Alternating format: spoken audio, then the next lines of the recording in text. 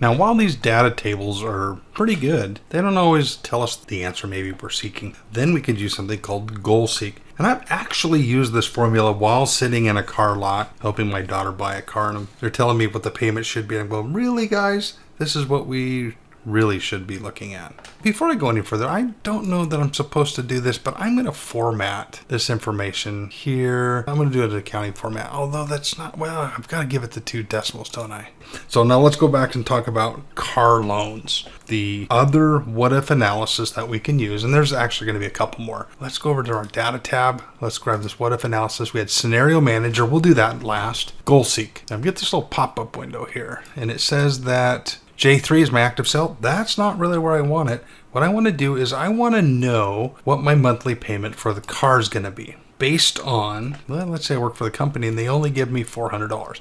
Right now, the car here is going to cost me $473 a month. My budget only gives me $400. So I'm going to say, let's set B12, the monthly payment, to $400. That's the max I can spend. Now, the trick here is you have to use that set cell, has to have a formula in it because that does some computations of the different variables until it finds whatever price we give it or whatever number we give it. So right now we ask for 400, and I'm going to do that by changing one of the items in that formula. So I can either do the cost of the car, I can do the APR, or number of payments. For this scenario, I'm going to look at a different car. Click OK. I've done everything right. Comes up to $30,820.94. That's the maximum I can buy at 2% interest with an $8,000 trade-in or a down payment, 5-year loan. That's where it is. Total interest on the 5 years, $1,179, and I'll pay a total of $24,000, which is the interest and the loan itself to pay off that loan.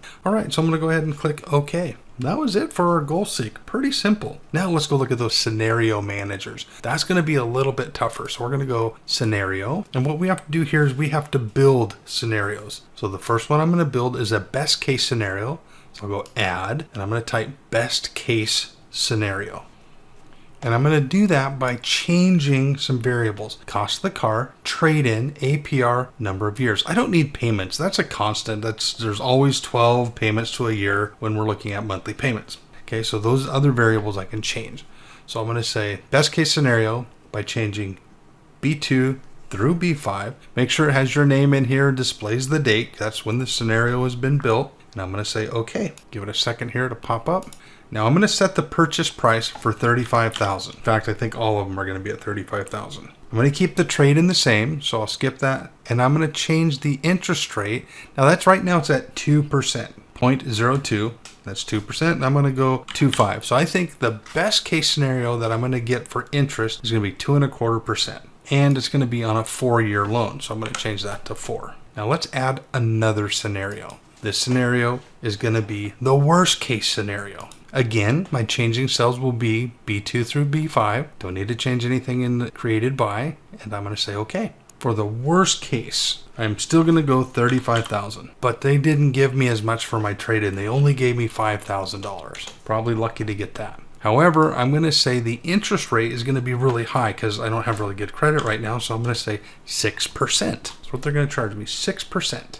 And they're going to extend it to 72 months or 6 years. So I'm going to say 6 years here. Add. Now that's the worst case, but we're having a most likely scenario. Still leave my changing cells the same. Created by me. Click OK. Again, 35,000. I'm going to put 42.5%. Now I know this is an error. Please go ahead and just do it as an error because I want to show you how to fix it. Because, oh my gosh, who would really pay 42% interest, right? Click OK.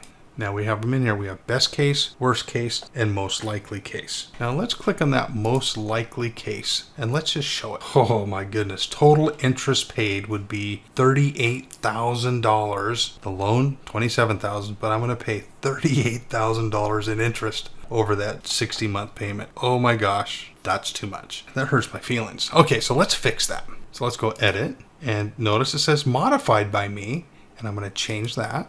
And let's move that decimal place. We're going to call it 0.0425. So we're going to go 4.25%.